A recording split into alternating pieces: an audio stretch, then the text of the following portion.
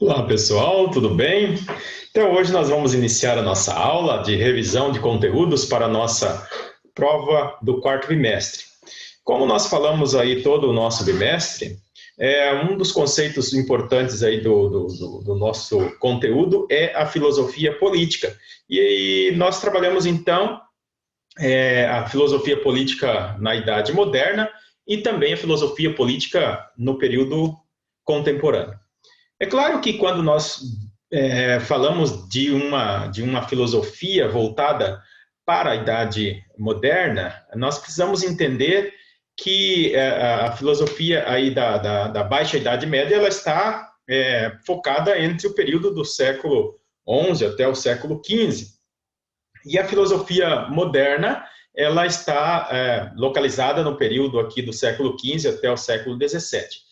Então, nesse período, houve assim, grandes mudanças na história da política, da sociedade. A gente percebe que houve alguns retrocessos da filosofia política por conta do conceito da política da Idade Média. E esse período é um período em que se caracteriza muito pela política da Igreja Católica. Também a gente fala que dessa formação dos estados nacionais, dos estados modernos, né? E esse cenário que compõe toda a história da filosofia política. Nós vamos, assim, trabalhar um pouco sobre o que se entende entre os séculos XVI até os séculos XVII, né?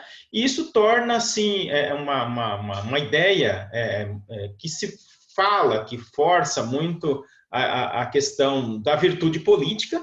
Nós vamos tratar também essa ideia que há um conflito, mas que esse conflito entre religião e Estado não é um conflito harmonioso, é um conflito que se expande muito a questão da ideia enquanto conceito do pensamento político e social, mas que agride muito a questão religiosa aqui também. Por outro lado, a ideia que trata nesse período aqui é melhorar a forma de governo, que é a república, né? E aí a gente percebe essa luta de classes entre a classe alta, a classe baixa, que era ali considerado como o proletariado e a burguesia. Outro conceito importante a gente perceber aqui, entre o século XVI até o século XVIII, é justamente o pacto social, e que é tratado por alguns filósofos, por exemplo, o John Locke, a gente trata um pouco também aqui a partir do Rousseau, e eles vêm falar justamente que para que haja essa harmonia, é necessário que haja um pacto social. O pacto social nada mais é do que as relações, né? Leis, normas, um contrato que se estabelece entre essas classes para que haja uma convivência.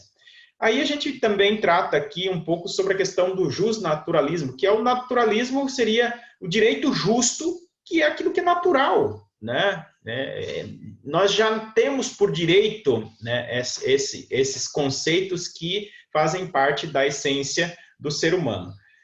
Por outro lado, a gente vai abordar também algumas questões referente a esse contratualismo apontado lá por John Locke, que é forçado, né? Precisamos estabelecer esses contatos. E esses contatos se dão a partir dessas relações públicas e sociais. O outro filósofo aqui que nós vamos aprofundar também é o Estado civil, o Estado democrático, que está focado na teoria do Thomas Hobbes. Então, o Thomas Hobbes, que tem uma frase chavão, apontando lá o homem como lobo do próprio homem, ele vai trabalhar justamente as ideias políticas e sociais que contraria essa ideia clássica de poder, né? Que está voltada a partir da natureza humana como racional e virtuosa. Então, o poder político, ele estabelece guerra, conflito entre as pessoas, mas para que as pessoas possam estar convivendo bem, é necessário, então, esse pacto social. Portanto, as leis civis, elas estabelecidas por um conceito de soberano, né? E esse soberano seria aquele que tem a capacidade de governar. O direito civil, o direito positivo. Então, essas leis naturais, elas formam o chamado justnaturalismo ou direito natural.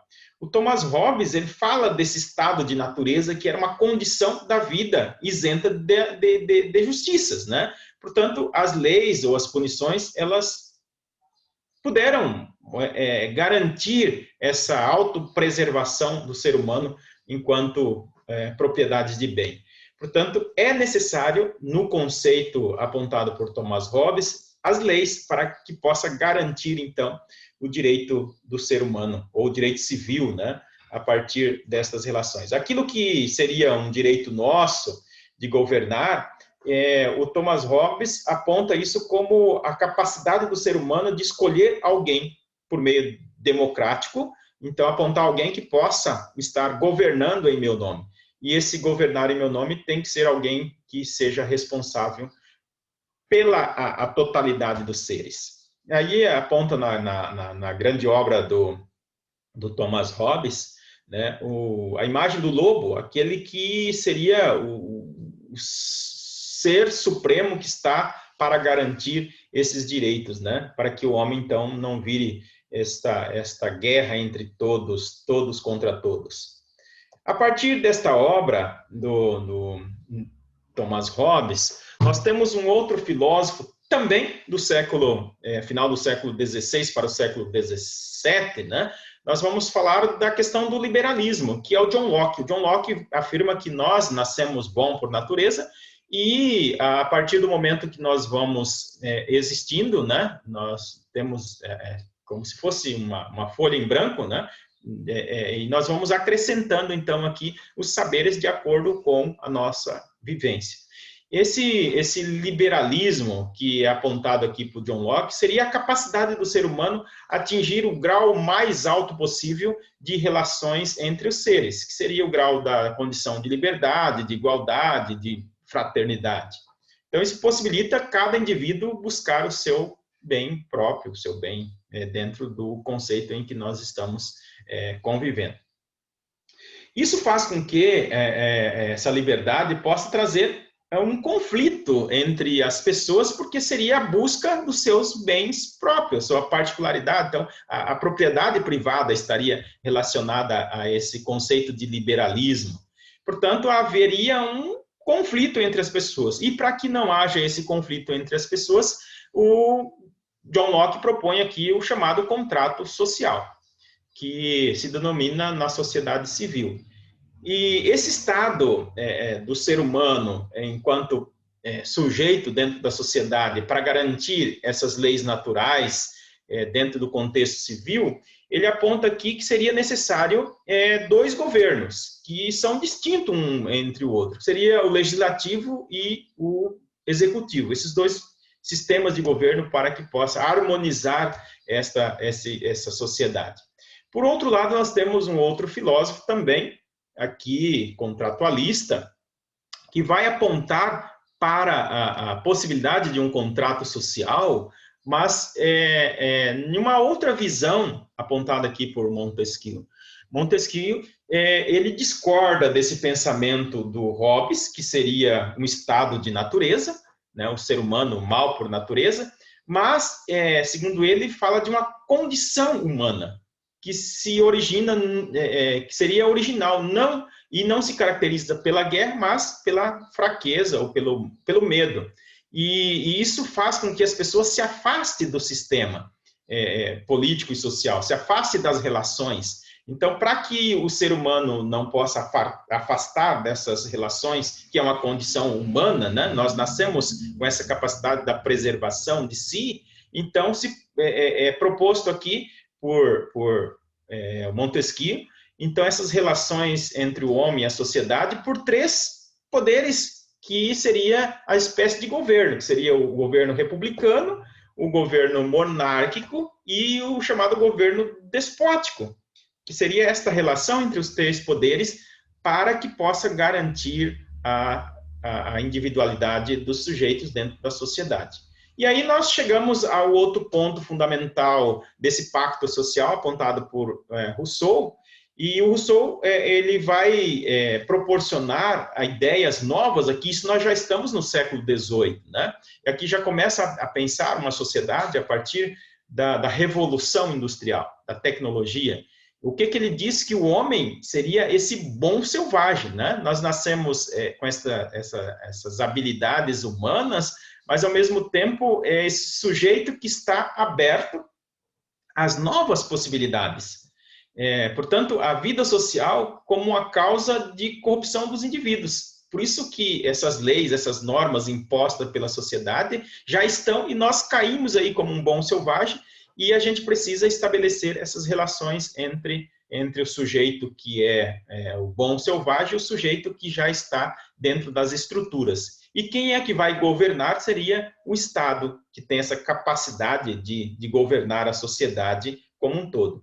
Mesmo entendendo o ser humano como essa inocência em si, aí o Estado tem que garantir o direito à não violência, à não corrupção. Então, segundo o Rousseau, os conflitos do Estado e de sociedade teriam levado os indivíduos a essa renúncia do poder pessoal e limitado, né? Que seria a relação do contrato social. Então, para que nós não nos tornamos sujeitos que criem conflito entre o Estado, nós passamos a compreender, passamos essa responsabilidade ao Estado e nós, então, vamos tendo esta relação entre os indivíduos a partir das normas e das leis estabelecidas. O filósofo também, Immanuel Kant, vai falar dessas teorias do justnaturalismo como uma forma de harmonizar o sujeito. Então, seria o justnaturalismo. E esse justnaturalismo, de acordo com o pensamento kantiano, ele aponta 3 princípios importantes, que seriam os chamados imperatismo categórico. E esse imperatismo categórico se dá a partir de 3 elementos interessantes aqui, que é viver honestamente dentro desse estado de natureza, dentro dessa sociedade que corrompe, ou dessa sociedade que nos dá a liberdade, seria viver honestamente. Automaticamente, todas as pessoas poderiam ter esse princípio de natureza. O outro segundo ponto seria não cometer injustiça contra ninguém, e o terceiro, receber o que lhe cabe como direito. Portanto, a ideia do Immanuel Kant é esta relação entre os indivíduos, estabelecendo contratos sociais, mas, ao mesmo tempo, uma ideia da racionalidade. Seria como um momento em que o sujeito se abre para as leis e possa fazer cumprir essas leis dentro dessas possibilidades de viver honestamente, não cometer injustiça e, ao mesmo tempo, respeitando o direito um do outro. E dentro desse conceito, nós chegamos ao Estado soberano. Que é esse Estado soberano, já no século XIX, apontada aqui por Hegel, né? Ele vai nos apresentar essa ideia de um pensamento novo, que é uma crítica a esse liberalismo, né? Que vai trazer para nós aqui a ideia que o liberalismo seria uma forma de favorecer o individualismo. E ele contrapõe essas ideias falando que um Estado soberano deve pensar nas particularidades e, ao mesmo tempo, na coletividade dos indivíduos. Os seres humanos, eles estavam expressos a sua liberdade individual, por meio da propriedade privada, dos bens, tanto no âmbito da família, tanto no âmbito do trabalho, e ele aponta isso como uma sociedade civil que busca seus direitos dentro desse contexto de um Estado novo. Então, o que é necessário aqui? Compreender parte de um organismo político e ético social baseado e fundamentado na razão humana. O Hegel fala a autoconsciência do espírito, que seria a ideia do homem dominar as suas paixões, relações próprias com a sua família. Isso se dá no âmbito do trabalho, no âmbito da sociedade civil, e o Estado, então, deveria garantir, né, essa possibilidade de convivência entre os indivíduos, garantindo a ética por meio da razão. Assim, a gente compreende que o Hegel não aceita um contratualismo como era proposto lá pelos filósofos anteriores, mas ele fala dessa soberania, né, de um bom governante que está apto a atender o povo, mas o Estado é esse que deve entender o povo no sentido de uma amplitude, que ele fala dessa amplitude de um Estado que acredita e, ao mesmo tempo, possa partir de uma reflexão mais dialética, uma reflexão mais aberta, onde possibilite as relações de indivíduos por iguais. Por outro lado, a gente chega aqui já no século XVIII, né, apontando perspectiva para o século XIX, com Hegel e com o Karl Marx, falando dessa abertura, né, das lutas de classes, das ideologias e das revoluções, com dois princípios básicos, que é a burguesia e o proletariado. Então, aqui no século XVIII se abre para essas duas possibilidades. Nós temos duas classes, alta e a classe baixa, que é a burguesia e o proletariado. Isso focado em um princípio básico que é o capitalismo. Então, quanto mais gera riqueza, mais nós dividimos essas classes entre burguesia e proletariado, que é a classe baixa. Então, para que não haja o conflito entre essas duas classes, aqui o que o Hegel propõe, a partir do pensamento do Marx também, que é a junção. Então, a burguesia oferece a força de trabalho e o proletariado, a burguesia oferece o trabalho e o proletariado, então, oferece essa força de trabalho. E para que não haja conflito, surge a ideia do salário mínimo, ou mínimo necessário para que essas pessoas possam ter uma convivência. O que é que faz gerar essa confusão, esse conflito? É o capitalismo, né? A busca pelo capitalismo. Então, isso é a grande crítica feita por Karl Marx entre essas duas classes sociais. Então, a gente precisa apontar aqui alguns conteúdos que eu considero importantes para vocês reverem, e aí, lá no finalzinho do vídeo, vai aparecer o link, e vocês vão, então, clicar no link, responder o formulário. De preferência, vocês vão apontar as questões que eu trabalhei aqui, respondendo de acordo com os filósofos que o professor indicou, tá bom? Eu desejo a todos um forte abraço e boas provas. Até a próxima aula. Tchau!